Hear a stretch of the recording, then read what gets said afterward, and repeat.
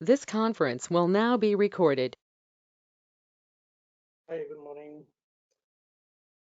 Welcome to all for my new sessions, that is 19C Data Guard DBA series. And today is second session.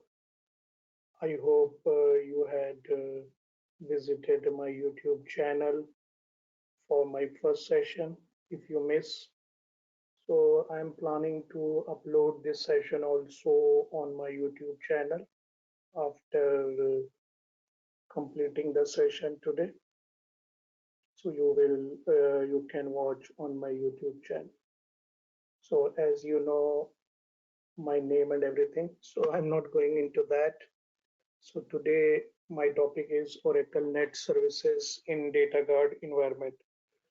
Excuse me, because we know that Data Guard built on the basis of redo data, and redo data will transfer from production to standby. So how it will transfer? Through the network. So if you understand network very well, then you can easily manage the data guard. So that's why I have taken these topics. So this is Oracle Net Services architecture diagram, where one side there is a client or middle tier, and another side database server. So you can see here on Oracle Net is there, and application is there, and this side Oracle Net and RDBMS is there. So both side your network or net services software is required. So when you install the client database, client software Oracle, then it contains your Oracle Net applications or Oracle Net files or component, but it will not store database binaries here. So you cannot create database here. And or RDBMS or server side, it contains net services files and RDBMS or database binaries. So you can create binaries here. Okay. So, so Oracle Net Services basically enables network connection from a client to the Oracle server. So after a network session is established, Oracle Net act as the data courier for both the client application and the database server. So what does it mean? Means when user wants to connect to the database, it will pass the username and password, then it will check, and when it is valid, then it will allow to connect to the database. Then after that, user is executing any queries, it will transfer in the form of packet, and that packets will transfer through the network. So that's why it is saying these things act as a data courier. So it is responsible for establishing and maintaining the connection between the client application and database server, as well as exchanging messages between them. Okay, so Oracle Net is very important. And another component is Java database connectivity is also used for this connection. But right now for this data guard, net services is the main focus. So I will tell each and everything about the Oracle Net services. So on the client side, you can see that Oracle Net is a background component for application connections to the database. And on the database server, Oracle Net basically act as an active process called Oracle Net Listener. So listener basically reside on the server side. Okay, and this is responsible for coordinating connection between the database and the client or external application. So the most common use of Oracle Net Services is allowed to incoming database connection, and we can configure many other things with these features. So that we will discuss later on. Like those features are external code libraries and non-Oracle data sources like other databases. You can connect like SQL Server, Sybase, Informix, DB2 through Oracle heterogeneous services. Okay.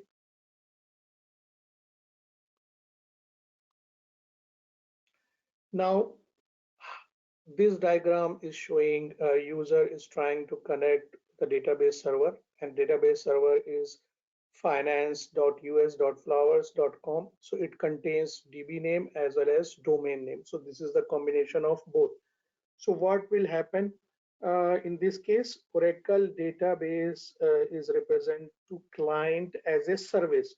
So database can have one or more services associated with it, and database bases are identified by a service name that is specified by the parameter that is service underscore name, which actually there in your configuration files, and the service name excuse me, defaults to the global database name, as I said, which is the name that contains the database name that you can define by db underscore name parameter, and domain name that you can define db underscore domain parameter. I hope you know that these two parameters. So to connect to a database service, client use a connect descriptor. So basically, connect descriptor provides the location of the database and the name of the database services. So that is the short form of your connection of your database configuration things. Okay, because in database configuration connection, it requires TCP information, it requires host information, it requires port information, it requires database service name also. So instead of doing all these informations on the command prompt, we can specify in the file, and we assign one short name to that all these information, and that is called as you can say connect descriptor. So that we will give in the connection, like user is connecting HR, so HR will fire connect HR slash HR at the rate, suppose service name is ORCL. So that is the better practice for production. So client can use the connect descriptor or a name that resolves to the connect descriptor. And in this case, suppose your host is flowers underscore server, and port is 1521, and protocol is TCP/IP, and service name is finance.us.flowers.com, like that. Now, how Oracle network connection established? So for an application to connect to a service through Oracle Net Listener, the application must have information about that service. So that service include the address or host where the listener resides, and the protocol that the listener accepts, and the port that listener monitor. So you required listener information where it is running, you required the port where listener is monitoring, you required the protocol which listener is using, and you required the name of the services, means database name, and that is listener is handling. So all these information we can give it, and then your connection will establish.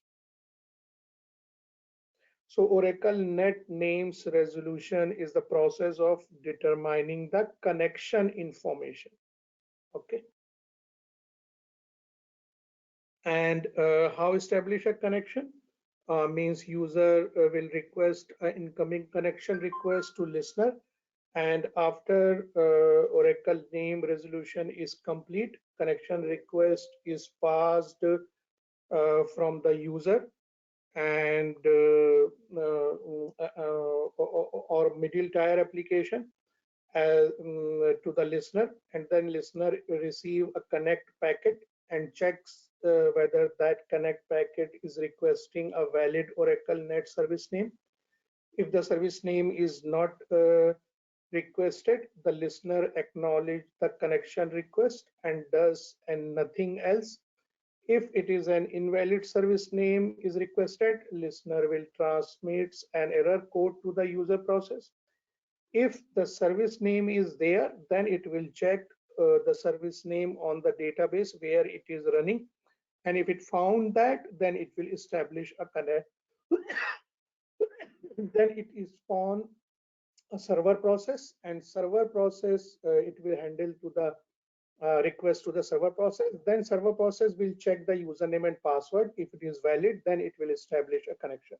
So this is the way your connection established.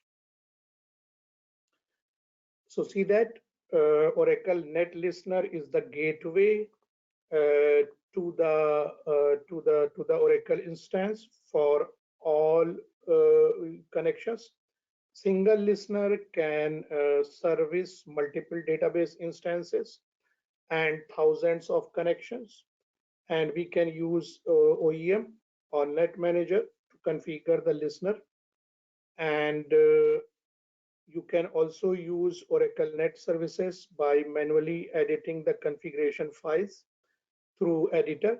So Oracle Network configuration files which resides on the server side are listener.ora and sqlnet.ora. So where you will find that Oracle home, then network admin, and in admin folder, then these files you will get it. So whatever the editor you have on your OS, you can open it and you can make it, and or you can edit it. So it is up to you. Okay.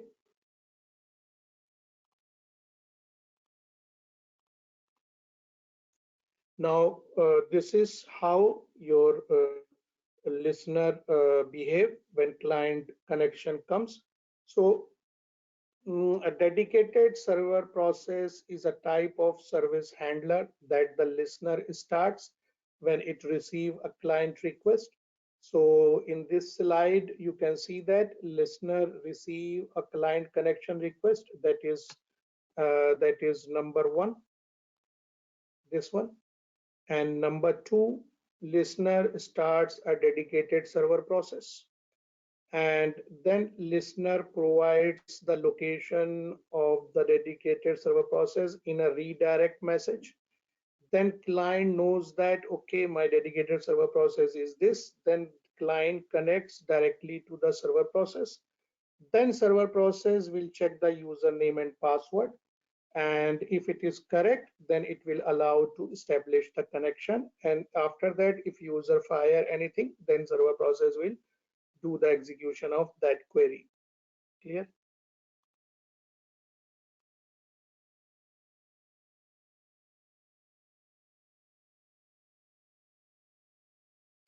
And in this case, if the client and database exist on the same computer, then the application initiating the session can spawn a dedicated server process without going through the listener. So this is known as Bequet protocol, and it is often used when starting a database instance. Okay, so that is the difference only.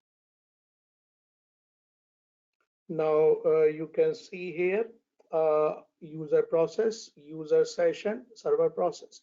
So it means connection established, then server process created a session, and then user is using that. So if the connect packet request a valid service name, the listener spawn a new process to deal with the connection, as I said earlier. So this new process is known as server process. Then the listener connect to the process and passes the initialization information, including the address information for the user. And after that, listener no longer available with the connection, and all work is passed to the server process. Then server process check the user authentication, basically the username and password. If these credentials are valid, user session is created. So after that, server process is responsible for passing and running any SQL statement which issued through the client, and checking the database buffer cache for data block required to perform the SQL statement. If it is there in the database buffer cache, so it will transfer from that. If it is not there, then it will go to the data file and it will take the copy of that block and it will put into the buffer cache, and then after that result will transfer to the PGA. You can see in the diagram every server process attached to the PGA, whether it is a background process or server process. So here in PGA, sorting will happen, and data manipulation, you can say, or sorting basically, not manipulation, and then it will transfer to the user process.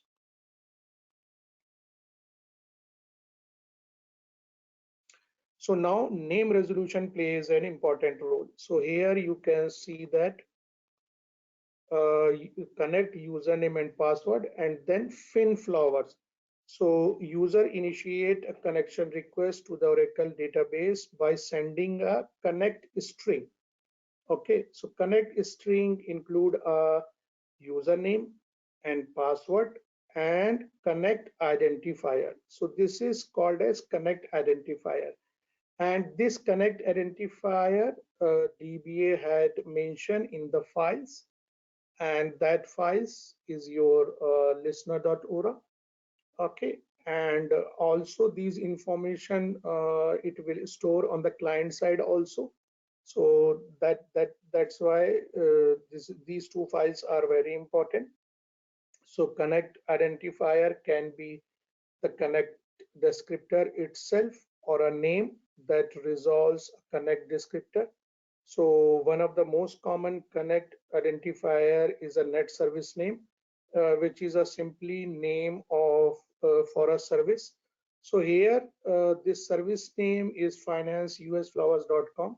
So you can give here also this, but that does not look good. So it assign a short form, and when a net service name is used, connection processing take place by mapping the net service name to a connect descriptor. The mapping information you can store in one or more repositories of information, and it is resolved using a naming method which you are using actually. So there are many naming methods. So these are the naming methods we have. The easiest one is easy connect naming, which actually uses TCP IP connection string. So in that you can fire like this: connect username, password, @ host, then port, then service name. So like that you can give it, or for this no file configuration is required. And local naming method is stores connect descriptor in a file that is tnsnames.ora on the client side, and those entries should be matched in listener.ora file also. And directory naming is to access a database service which you define in a centralized directory, that is LDAP. LDAP means lightweight directory access protocol. And external naming is basically using non-supported Oracle things like network information service external naming, and distributed computing environment cell directory services. Now, how you understand name resolution? So basically, naming method is a resolution method used by a client application to resolve a connect identifier to a connect descriptor when attempting to connect to a database. So local naming method if you are using, so that is static based text is based configuration file, that is tnsnames.ora and listener.ora and sqlnet.ora. Directory naming is use dynamic LDAP server, easy connect use only simply hard coded strings, and external naming using third party naming services. So you can see here this London is resolved by this information. So this information you need to store in the files in local naming method, and then it will resolve if you are giving like that, or you can directly give like that also. But in this case only host colon port then slash and then service name, like that you can give. So sqlnet.ora file basically used which naming method are available to the client or server. So you will mention here, and TNS names.ora, which stores network service name and their connect descriptor in this file. So that is the difference between these two files.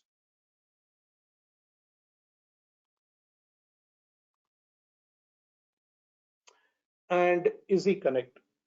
Some detailed explanation I have taken. So I want to show that how to you pass the information. So see that connect hr/hr@dbusoracle.com, that is hostname, then 1521 is port, then slash service name.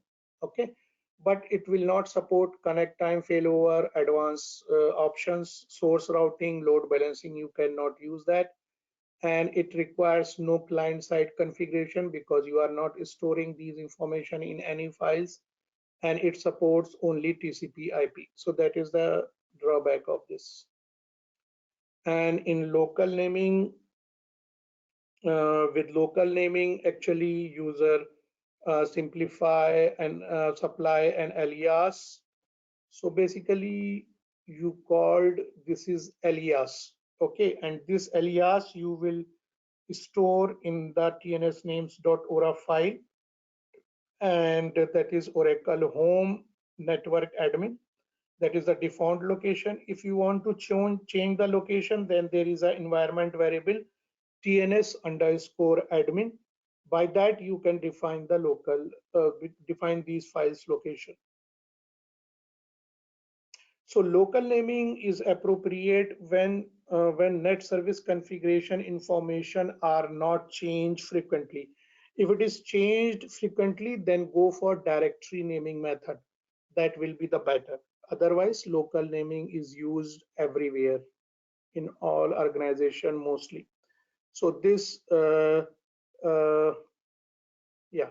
So directory naming is required name resolution. So it has internet directory where it stores all these informations of the net service descriptor or connect identifier, whatever you want to say. So the one advantage of directory naming is that the service name is available for user to connect with as soon as a new service name is added to the LDAP directory. But local naming method DBA must first update tnsnames.ora file if you are changing anything, and then user can connect with modify service name, right?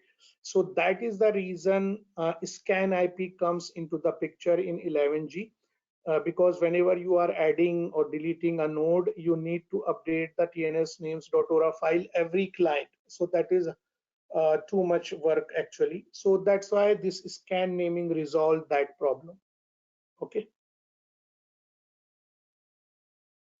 Now external naming is same like as directory naming, but in that third party used actually. So these are the third party things: network information service, external naming, and distributed.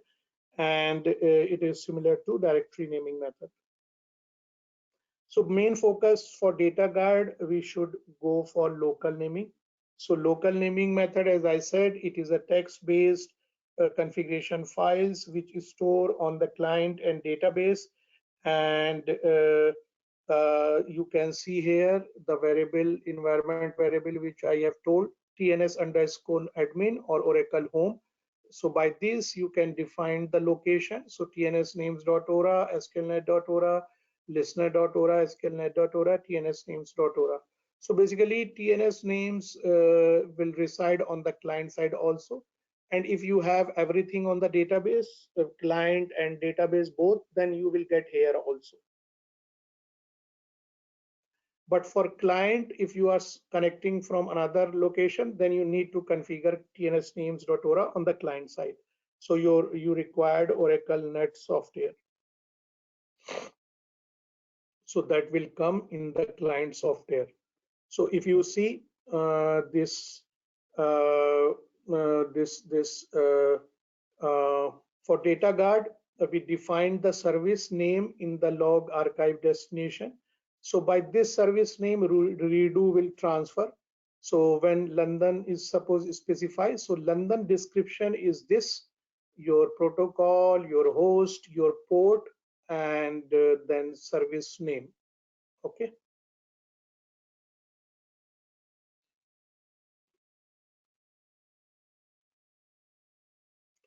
Then listener configuration files in listener.ora, and listener will listen this host 3 and then service address protocol and this, and then listener knows that okay, this is the request which comes. I will check and I will connect with that to the connection request. Basically, it will not connect. It will hand over the connection to the server process.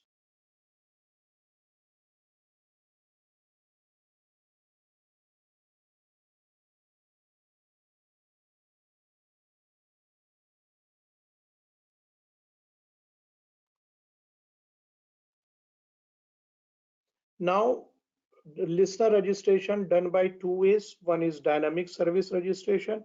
So as we know that earlier till 11G PMON done the dynamic registration, but from 12C LREG process comes into the picture that will do the dynamic registration, and it is determined, service names are determined by these following parameters, that is DB unique name, DB domain, the service name, instance name, local listener, and remote listener. So see that LREG here. So basically registration will done by this, not PMON. So by default, LREG process registers service information with its local listener on the default local address of TCP/IP port 152, and to have the LREG process registered with the local listener does not use TCP/IP port 1521. Configure the local underscore listener parameter in the initialization parameter to file to locate the local listener if it is not there. And remote listener is a listener which reside on other computer that redirect connection to a database instance or another computer. So we can configure remote listener using the remote underscore listener parameter. So for local underscore listener, we define by this parameter, and for remote, we define by remote underscore listener parameter. And for static registration, as I said, this is the files where you defined each and everything, and global name, basically Oracle home, SID name, and like that. So listener side, this SID name, and at the NS9 side, service name is there. So this is SID list listener. So these are the list which listener listen. So there are two global DB name is there. So here DGMGRL is basically data guard broker. So I'm not going into that because data guard broker is not the today discussion. Then Oracle Net Service Component.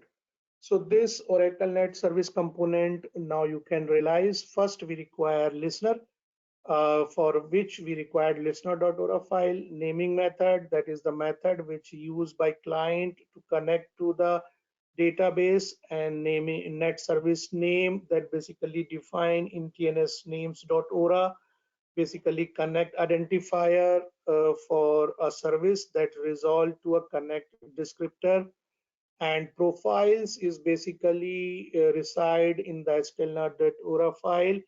There is a collection of parameters that specify which method you will prefer in that actually. So when we do the practical, I will show those things.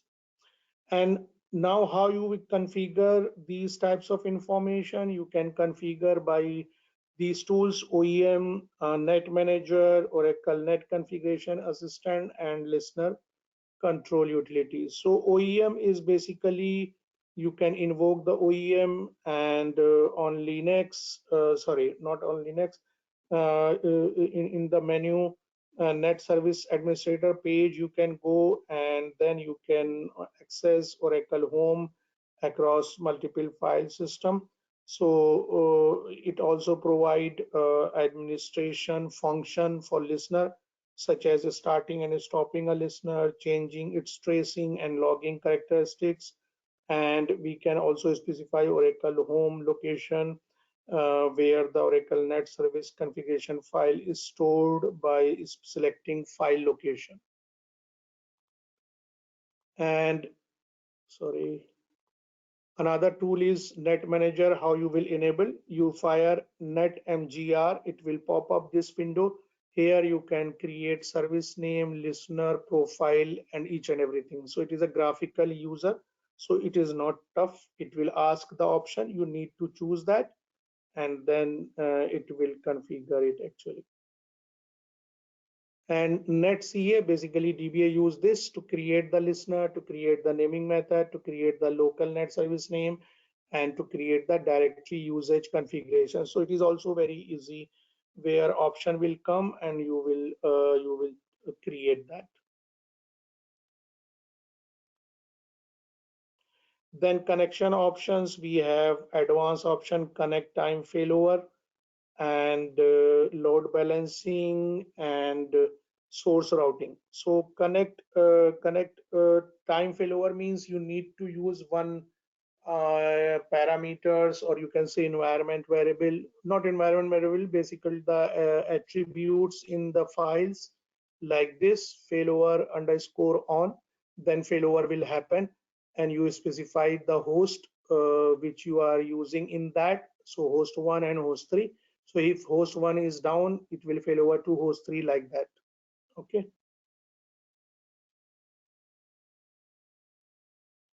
And load balancing also you can do that, and source routing you can also do that. So basically in rack, if you heard about TAF, okay, transparent application failover. So there is a two types of failover: server side and client side. So that is not the part of this data guard, that is related to rack. And what are the things is required for data guard configuration? So RMAN duplication for standby, redo transport service, role transition service, file server, file client is deprecated, uh, and data guard broker. And then for better performance, you can tune the data guard environment things, like what should be the buffer size of reading the packets, what should be the buffer size of writing the packets. So basically you heard about send buff size, receive buff size, like these parameters or attributes. So TCP socket buffer size, send buffer size, receive buffer size, and SDU session data unit. And there is the algorithm, that is TCP Nagel algorithm, so that you can use or not use. So these are the components which is required to tune the database data guard configuration performance. So that I will not discuss here right now. Only these things I will discuss in troubleshooting. Okay. So thank you so much for attending this session. And if you like my session, so please do the subscribe and hit the bell icon, and share in your DBA community, so that people can get benefited from my session. And if you like my session, then do the comment on my page also, and you can hit the like button also. So it will good for me. And if you have anything, you can write to me. And the source of this documentation is Oracle documentation, internet images and all. And these are my links. By that you can give me the feedback. Go to oraclewrite.com, there is a section session feedback, and fill it. And if you want to attend my next webinar, please do the registration, because for every session, it required the registration. Then you will get the link. Okay. So thank you guys. If you have questions, you can ask me or you can write to me. I would love to answer of your questions. Thank you.